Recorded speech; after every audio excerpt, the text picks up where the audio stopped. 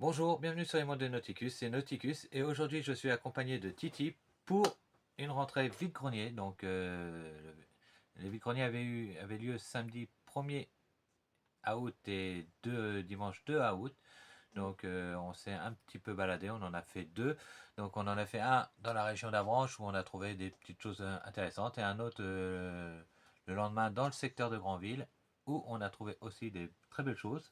Donc on va partager tout ça en vidéo. Et donc avant toute chose, nous approchons les 200 abonnés. Donc merci à tous ceux qui sont là depuis le début.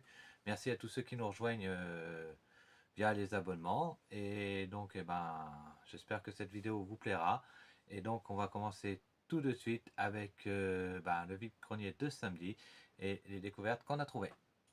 Donc première partie de la vidéo, donc avec le vide-grenier qui avait lieu samedi 1er août. Et donc on commence tout de suite avec des jeux de cette famille. Donc on en a trouvé deux. On a trouvé Cédric. Donc le jeu de cette famille Memo Banco, donc Super Beta dans sa petite boîte d'origine. Donc les jeux de cette famille on aime bien. Et là c'est Marc et Julie. Donc dans leur version histoire. Donc on les a trouvés pour 1 € pièce. Donc ils sont complets tous les deux. Donc les jeux de cette famille c'est sympa, malheureusement ça n'existe plus. Plus, plus personne n'y joue ou très peu y joue, donc moi j'aime bien ramasser quand c'est des anciens, donc voilà. On va continuer avec un petit lot de Lego Duplo. Alors voilà, on a trouvé 24 briques Lego Duplo, donc pour 1 €. Donc vous voyez, le prix est encore marqué dessus. Donc les Lego Duplo, c'est bien pour ceux qui font des mocks, les collectionneurs de mocks, constructeurs de mocks, pardon, vous le diront. Pour éviter de mettre de la petite brique qui vaut un peu plus cher, souvent ils mettent des grosses briques et puis ils font le revêtement de leur décor dessus. Donc voilà, ça sert toujours. Donc là on en a trouvé 24 pour 1 €, ça fait quelques centimes d'euros la brique. Donc voilà, c'est pas très cher très cher. On va continuer. Alors, bien sûr vous connaissez maintenant notre intérêt pour Scooby-Doo. Donc on a trouvé un super verre Scooby-Doo à moutarde. Donc voilà. Donc il est super sympa, j'en vois pas souvent des verres Scooby-Doo, mais bon, vous allez voir que par la suite de la vidéo, le contenu en Scooby-Doo est très très prolifique. Donc voilà. Alors on va continuer alors avec un set Playmobil. Un set Playmobil Scooby-Doo. Donc voilà, avec Scooby-Doo. La sorcière. Donc voilà. Approche un peu plus, Titi. Scooby-Doo la sorcière en Playmo. Donc voilà. Vous avez l'arbre fantôme. Ainsi que le décor. Pour poser le chaudron. Le chaudron donc il est presque complet, il manque quelques petites pièces. Velma n'a pas sa coupe de cheveux traditionnelle, c'est pas ses cheveux, mais bon, elle a quand même des cheveux, donc voilà. Là maintenant c'est Velma en brune. Donc voilà, et donc quelques accessoires, il nous manque juste quelques accessoires dessus, mais bon. Voilà. Bon, après la personne savait ce qu'elle avait, donc on l'a payé un petit peu cher, je trouve, mais bon. Voilà, quand on est fan, on compte pas. On compte, mais voilà. Alors après, on va passer par le clou du spectacle de cette première journée. Avec, attends, je vais reprendre la boue si tu veux. Voilà, avec la galère romaine Playmobil. Alors avec sa super voile bien marquée SPQR, le Sénat et le peuple romain. Donc voilà. Donc vous avez l'empereur, vous avez le centurion. Non, le centurion. Ouais, le centurion et un légionnaire, ainsi qu'un archer. Voilà. Donc il est pas mal complet, il manque quelques petites pièces, mais bon, je veux dire que du Playmobil Histoire et Romain, voilà, ça se laisse pas passer. Et en plus, dedans, nous avions le pirate. Nous avions des figurines pirates, encore une autre figurine pirate et un viking, parce qu'il ressemble à un viking. Ouais, ça un viking. Voilà, mets-le bien, voilà. Donc voilà, plus pas mal de petits accessoires. Donc voilà pour ce vide-grenier de samedi. Donc tout de suite nous allons passer au vide-grenier du 2 août que nous avons fait dans la région de Granville. A tout de suite.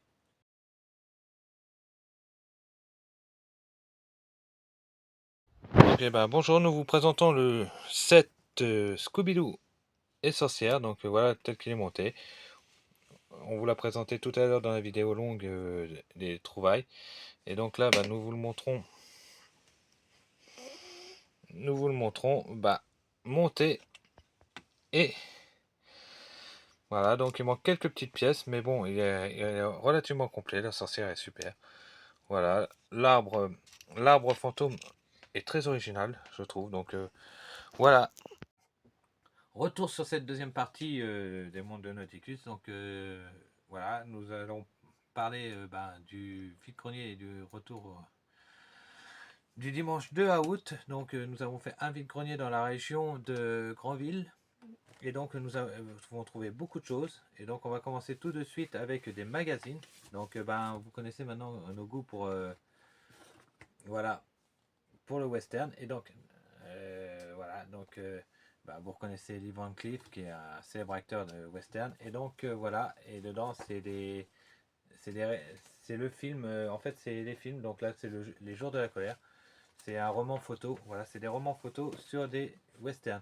Et donc là, vous reconnaissez le célèbre Bud Spencer qui, avec Terence Hill, a fait beaucoup de westerns spaghetti. Et donc c'est pareil. Et nous avons un roman photo sur, on peut le faire amico. Donc voilà pour les romans photos western. Donc c'est super sympa de trouver ces petits bouquins. Donc voilà, alors on va continuer avec la petite voiture Jurassic Park. Donc elle est super sympa. Il doit manquer juste un bout du capot. Mais bon, voilà, elle a le mérite d'être là. Elle est encore fraîche en couleur.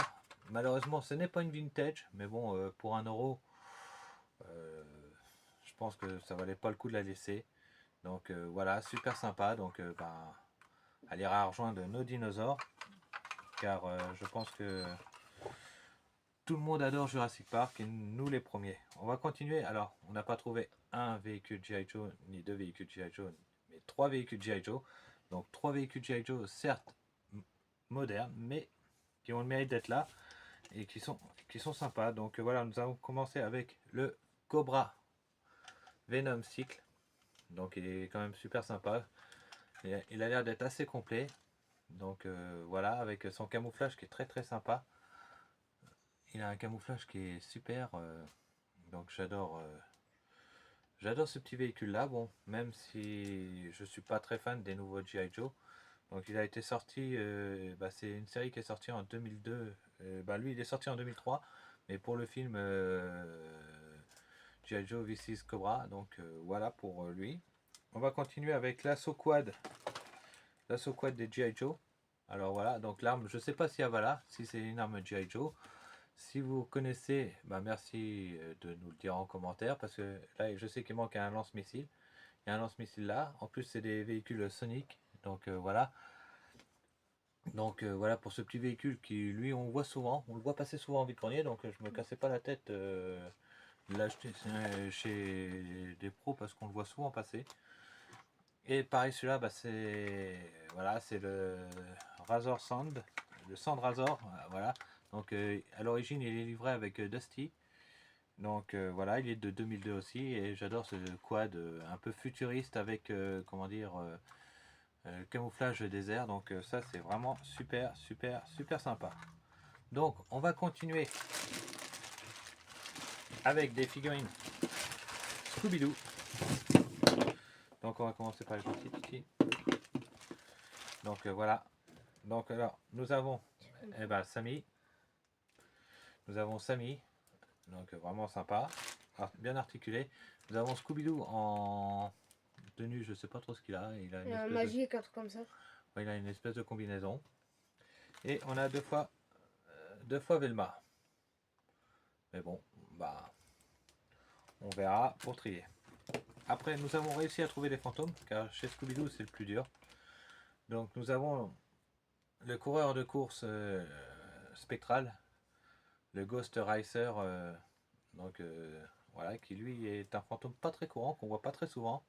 Nous avons celui qui ressemble à Satanas, ça doit être Satanas aussi dans Scooby-Doo.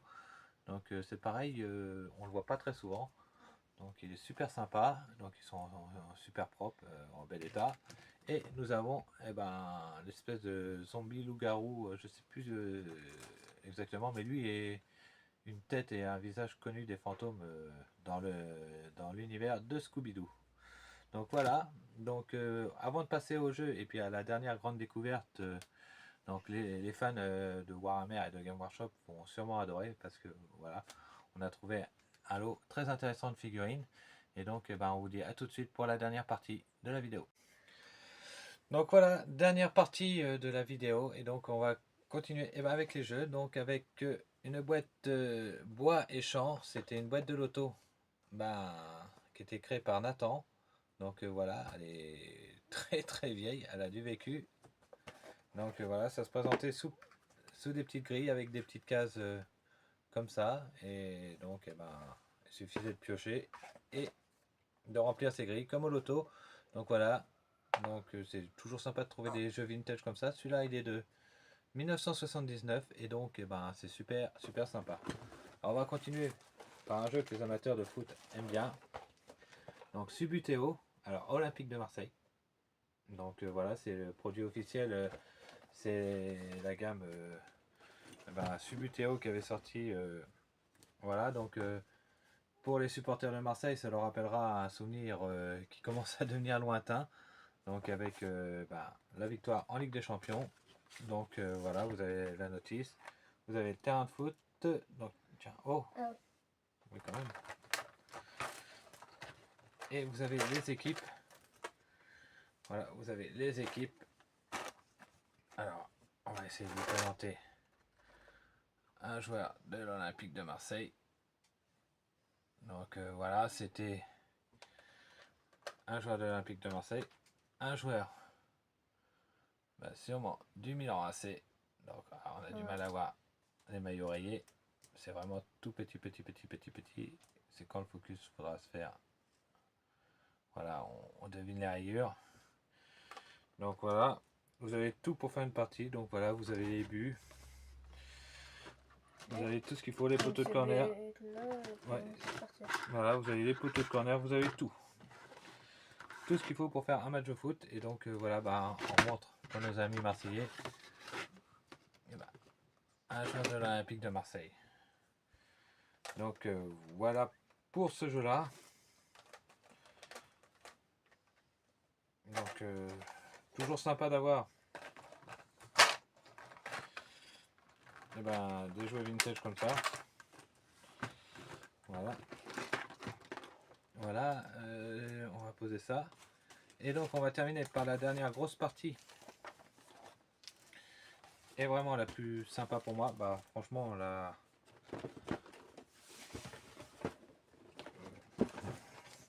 donc voilà, la dernière partie qui est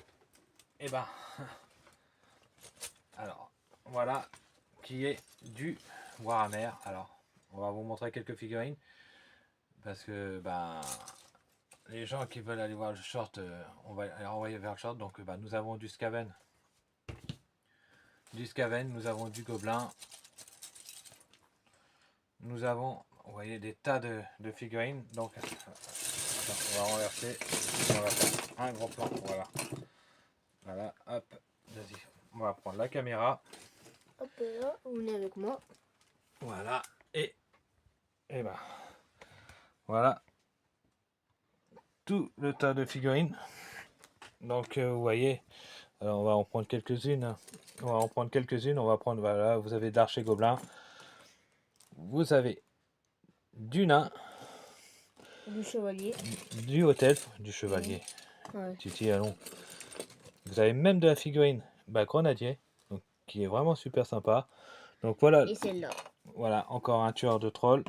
Donc voilà, c'est vraiment du Warhammer Battle Vintage. Et donc voilà pour ce lot Warhammer. Alors, bah, le plus incroyable, c'est le prix. C'est le prix car nous l'avons payé 4 euros. Donc voilà, nous avons à peu près une centaine de figurines pour 4 euros. Mm.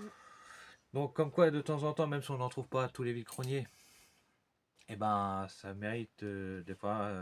Peut-être pris. Voilà, on est de temps en temps récompensé. Et donc eh ben là, ça nous fait plaisir car en plus, ben, Warhammer, c'est une licence qui nous tient vraiment à cœur. Donc on joue un petit peu avec mon fils, on joue un petit peu à Warhammer. Et donc voilà, donc maintenant cette vidéo est maintenant terminée. Donc merci de l'avoir écouté. Merci de la liker, de la partager et de la commenter.